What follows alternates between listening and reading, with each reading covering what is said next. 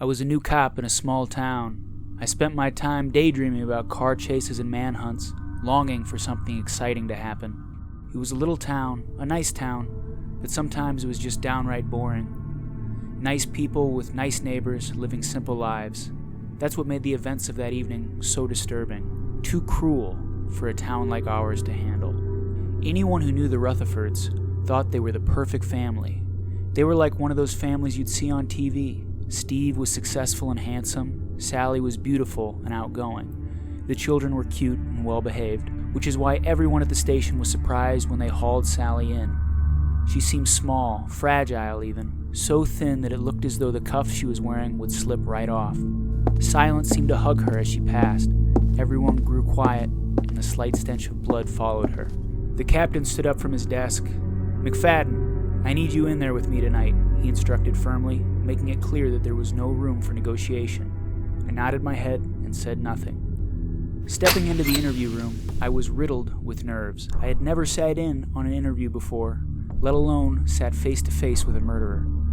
Perhaps I should have been more careful with what I wished for. The interrogation room was cramped and uncomfortable. The light was bright and unwelcoming. Somewhere to ask hard questions and get harsh truths. Pulling back my chair, I sat down slowly, feeling as though some invisible danger lived in the room.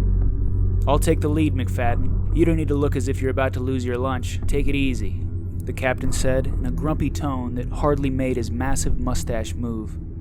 Taking a deep breath, I felt my body unwind slightly. I was merely here to witness the conversation. Nothing would be expected of me. By the time the door opened, I felt almost completely at ease. That all changed when my eyes fell on her. Sally Rutherford was escorted into the room and placed on the opposite side of the table. She was wearing a white nightgown decorated with splashes and specks of crimson. Her hair was wild and untamed. The officer uncuffed her, and she rested her small hands on the table in front of us. Her fingers were thin and elegant. Her nails were short and stained with blood. When our eyes met, she smiled, giving me an uneasy feeling. Did she not realize the gravity of her situation? Was she not filled with remorse? How could she sit there so calmly after what she had just done? She almost looked as if she was enjoying this. Sally broke the silence with indistinguishable whispers.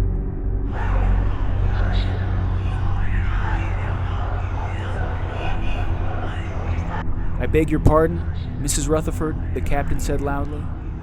But we couldn't understand a single word she hissed at us. "Speak up," the captain shouted.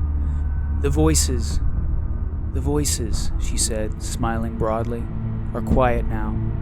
Finally, there is silence. But they will be back, she continued softly. "They always come back." "Mrs. Rutherford, do you know what happened tonight?" the captain asked, sounding unnaturally nervous. I had never heard the captain's voice quiver.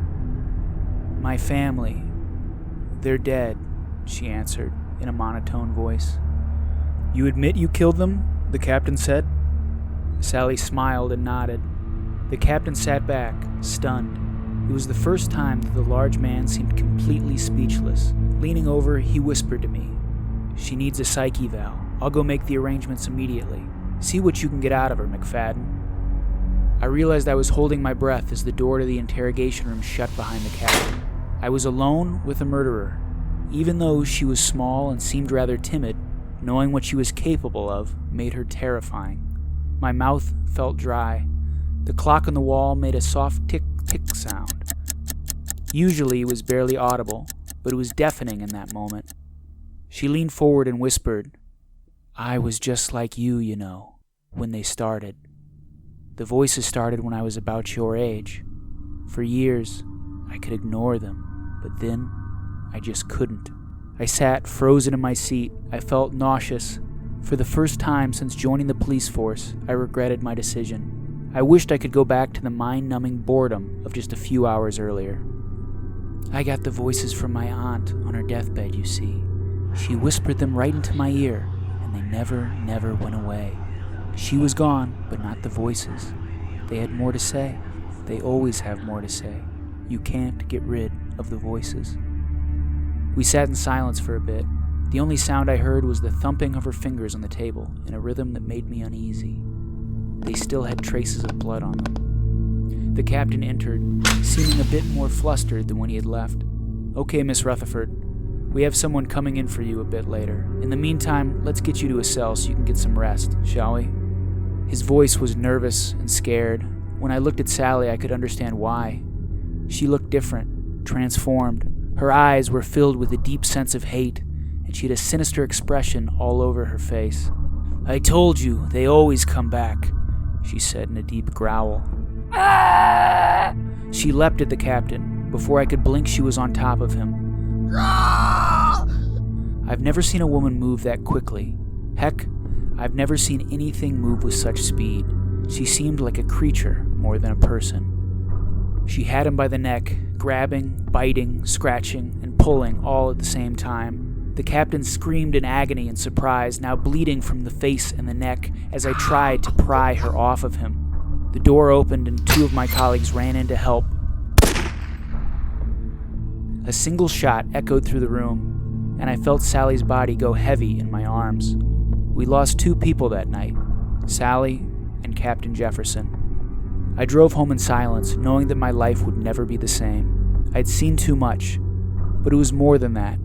I could hear them, at first whispers, but then louder and louder, until they turned into screams. Sally had whispered them right into me, and now the voices belonged to me, or rather, I belonged to them.